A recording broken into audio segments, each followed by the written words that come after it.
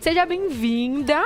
Vamos agora, gente, para nossa pauta de nutrição, falar sobre alergia, que é algo tão comum, né? Acomete tantas pessoas. E eu queria abrir esse nosso bate-papo falando sobre a diferença de alergia e de intolerância. A doutora Mariana Real, ela é nutróloga e ela vai explicar tudinho pra gente.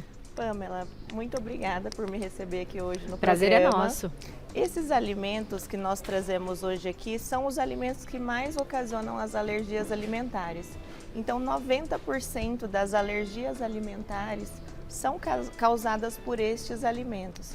Só que sempre existe aquela dúvida, é alergia ou é intolerância alimentar? A alergia, ela gera uma resposta mais rápida no corpo. Então, no momento que você teve o contato com aquele alimento, o seu corpo já vai responder, horas depois, já vai desencadear os sintomas e tudo isso. A intolerância, ela é um pouquinho diferente porque ela não tem uma resposta da defesa do corpo.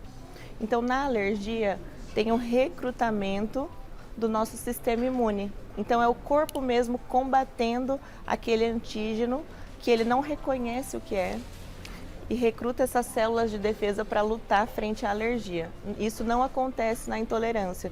Então, a intolerância, o corpo não chega a desenvolver uma alergia, apenas os sintomas, o desconforto. Então, a pessoa vai sentir aquele desconforto mais brando, digamos assim. A alergia seria mais grave que a intolerância. Mais grave, muito mais grave. Pode gerar até falta de ar, sintomas que vão levar o paciente para um cenário até mesmo hospitalar. E já a intolerância não, ela é mais branda, os sintomas são mais leves e menos graves. Nós temos aqui alguns alimentos que causam, né, alergia em muitas pessoas e um deles é o leite. Na receita de hoje, nós utilizamos o leite de coco. Ele é um bom substituto para quem tem alergia ao leite ou intolerância? É um ótimo substituto. Então, para todas as pessoas que têm alergia ao leite, porque tem essa diferença também. Quem tem alergia ao leite, geralmente tem a alergia à proteína do leite, que é a caseína. Então, a proteína que mais gera alergia no leite, que é 80% da parte proteica do leite, é a caseína. E já na intolerância, está relacionado com o açúcar do leite, que é a lactose. Entendeu? E quem tem intolerância consegue consumir o leite utilizando essa enzima que falta para a pessoa. É isso, porque a lactase, quando uma pessoa ela tem intolerância ao leite, que seria a lactose, é porque ela não tem a quantidade de enzima o suficiente, que é a lactase. E depois dos 30 anos, nós vamos perdendo realmente lactase ao longo da vida. Por isso que é muito comum em pessoas idosas gerar essa intolerância, porque foi perdendo essa lactase. Então tem como substituir tomando essa enzima, mas substituir por leites vegetais é uma ótima opção. Igual vocês fizeram hoje a receita com leite de coco, é uma delícia, né? E as alergias, elas costumam aparecer em alguma fase específica da vida? Eu posso desenvolver só na fase adulta uma alergia a algum alimento? As alergias, elas costumam aparecer mais na infância. Então é mais comum nós desenvolvermos alergia na infância. Só que pode ocorrer na fase adulta também. Só que é mais comum isso acontecer quando essa pessoa ela já teve a alergia ou contato com esse alimento na infância. Então, às vezes ela não lembra que consumiu, que teve essa alergia, mas lá na fase adulta teve o contato de novo com esse mesmo alimento e esse segundo contato vir mais exacerbado. E a alergia tem cura?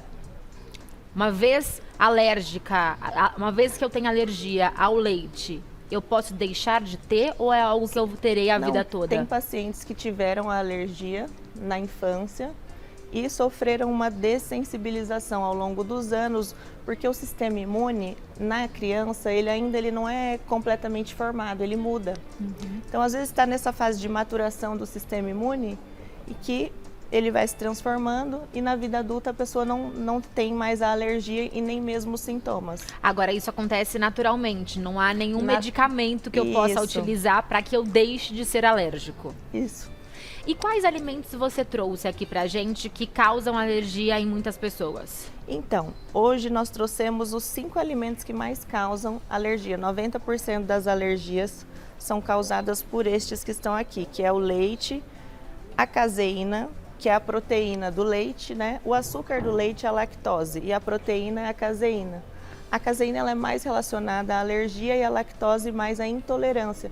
Que a intolerância é quando o paciente não consegue digerir o açúcar. Tem um desconforto. Um desconforto. Então, essa má digestão que ocasiona os sintomas. Os ovos, que é na parte das claras, que geralmente acontece a alergia, onde fica a albumina, que é a proteína do ovo. Então, essa parte que é a que geralmente ocasiona alergia também do ovo. Nossa, eu vou até te interromper no ovo. Como eu substituo, caso eu tenha alergia a ovo? Porque o ovo está presente em tantos alimentos, né? E em tantos preparos do dia a dia. Né? Eu uso ovo para tudo também. Não é? Tem algum ingrediente que a gente consiga simular o ovo? Eu sei que os veganos não consomem ovos, né? E eles fazem um preparo com linhaça para chegar gente que numa... usa linhaça. Sim. A psyllium também porque o ovo nas receitas do dia a dia a gente usa para dar aquela liga, né? Deixar mais macio, dar liga, é igual o trigo, para dar aquela liga. Então você pode usar linhaça, psyllium, às vezes uma soja também, proteína de soja. E ovo desidratado? Quem tem alergia a ovo vai ter também? Vai ter. E isso é uma outra questão, às vezes a pessoa consumiu os ovos. Eu já sei que eu tenho essa alergia, não vou consumir na forma normal, né, convencional. Só que existem alguns alimentos que têm ovos escondidos nessa forma. Bolacha, bolacha, pãozinho. Pão, até mesmo molho de tomate. Tem alguns que tem ovo desidratado, tem lecitina de ovo também, vem escrito. Então sempre ficar atento ao rótulo também dos alimentos. Ou vem como ovo desidratado ou lecitina de ovo. Então, outras palavras ocultas nos rótulos, né? Que às vezes a gente não imagina e também desencadeiam a alergia. E o sintoma aparece na hora? Eu consumi o ovo, sou alérgico ao ovo. Eu irei passar mal no momento que eu consumir ou é algo que acontece horas depois? Pode ser os dois casos. Então, tem as pessoas que vão ter essa resposta mais rápida, comeu, já vai sentir os sintomas, né? Ou enxaqueca, ou algum desconforto gástrico, geralmente, erupções na pele, coceira, ou horas depois. Então, tanto na hora que consumiu o alimento, quanto depois. Pode vir nos dois momentos. Seguindo aqui, nós temos soja e temos também as castanhas. Muitas pessoas têm alergia, né, às castanhas. E essa é uma alergia que geralmente é difícil de reverter. Então quase todas as pessoas que têm alergia à castanha também têm pelo amendoim. E tem que tomar muito cuidado com a contaminação cruzada, porque as bolachas também têm muito traço de soja, fórmulas infantis, esses leites de fórmula, né, de embalagem, algumas papinhas também têm traços de soja. Então tem que ficar bem atento a essas apresentações alimentares também. Como que eu trato uma alergia? Não tem cura, mas há tratamento. Como que eu trato? A primeira coisa é você saber identificar se é uma alergia ou se é uma intolerância. Então a gente vai avaliar o paciente dentro da clínica, ver o que está acontecendo, as alterações de pele, alterações gástricas. Depois dessa avaliação clínica, a gente solicita diversos exames de sangue, em alguns casos até endoscopia, e aí a gente vai partir para o tratamento. Geralmente, no caso alimentar, é a exclusão da dieta, né? Então, um paciente que é intolerante ao glúten, a gente vai excluir isso da dieta, do dia a dia, o ovo, e vai fazendo a exclusão. Muitas vezes o exame de sangue vem normal.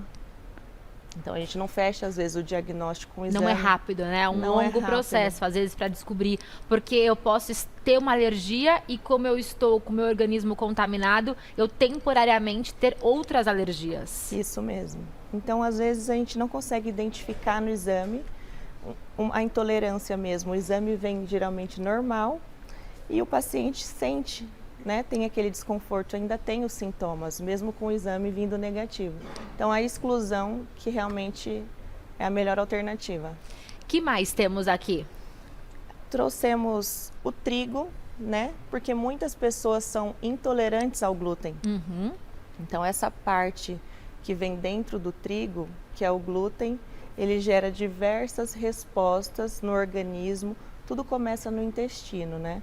Então, tem pessoas que vão sentir isso de cara, na alergia, né? Uma resposta mais forte e mais rápida.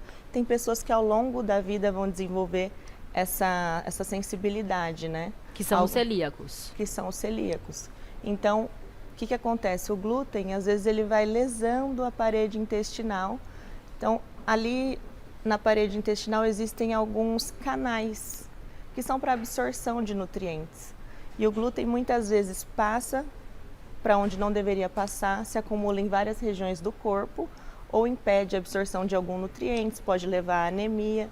E aí a gente vai ter que fazer diversas avaliações e exames para fechar o diagnóstico, né? E diferente da intolerância à lactose, que a gente pode usar a enzima, né, e corrigir essa intolerância, quando o assunto é glúten, não pode consumir. Não. Porque não tem nada que auxilie, né? Exatamente. Então a gente faz a exclusão, tanto na alergia quanto nos celíacos, a gente exclui totalmente da dieta.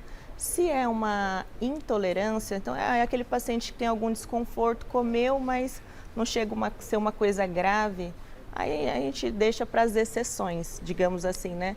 Um final de semana, alguma coisa pontual. Mas no caso dos celíacos e dos alérgicos, realmente tem que tirar do cardápio.